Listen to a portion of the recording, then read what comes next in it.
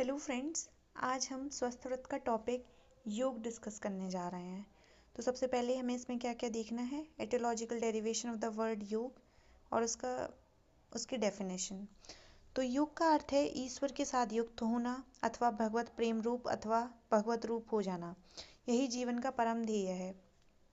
जब तक जीव इस स्थिति में नहीं पहुंचेगा तब तक उसको तृप्ति नहीं होगी, शांति नहीं मिलेगी और ना ही पूर्ण नित्य सनातन आनंद रूप तत्व के संयोग की पूर्ति होगी। तो बेसिकली यहाँ भी कहना क्या चाह रहे हैं, योग का अर्थ होता है कि आत्मा से परमात्मा का मिलन कराना। तो यहाँ पर योग का अर्थ उस मतलब से लिया जा रहा है। इस पूर्ण के संयोग का नाम ही योग है। इस पूर्ण को पाने के लिए जीव का विविध रूप साधन प्रयत्न का नाम ही योग है, अथवा इस पूर्ण की प्राप्ति का प्रयत्न जिस भी क्रिया के साथ जुड़ता है वही योग बन जाता है। तो यहाँ पे हमें कौन कौन से योग पढ़ना है, कर्म योग, ज्ञान योग, भक्ति योग, ध्यान योग, सांख्य योग, राजयोग, मंत्र योग, लय योग एंड हठ योग।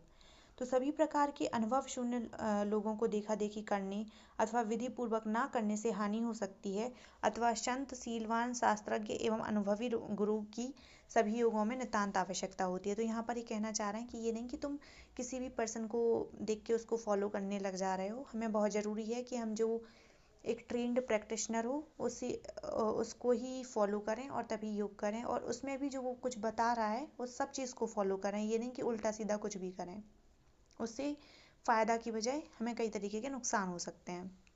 अतएव यदि योग साधन करना ही हो तो सर्वप्रथम चित्त में दृढ़ निश्चय करना चाहिए, फिर योग गुरु को खोजना चाहिए और ईश्वर की महान कृपा से जब गुरु मिल जाए तब उनकी छोटी से छोटी बात को भी महत्वपूर्ण और परम आवश्यक जानकर श्रद्धापूर्वक उसका अनुसरण करना चाहिए।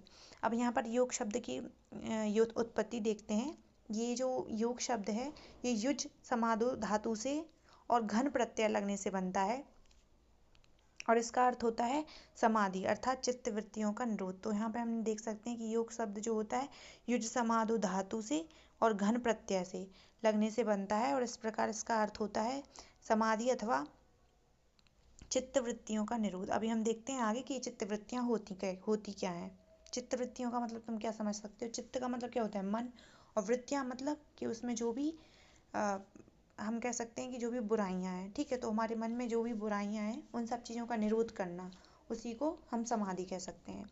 योग शब्द युजर योगे तथा युज संयमने धातु से भी बनता है, जिसका क्रमशः अर्थ होता है योगफल, जोड़ तथा नियमन। अब देखते हैं हम योग की परिभाषा।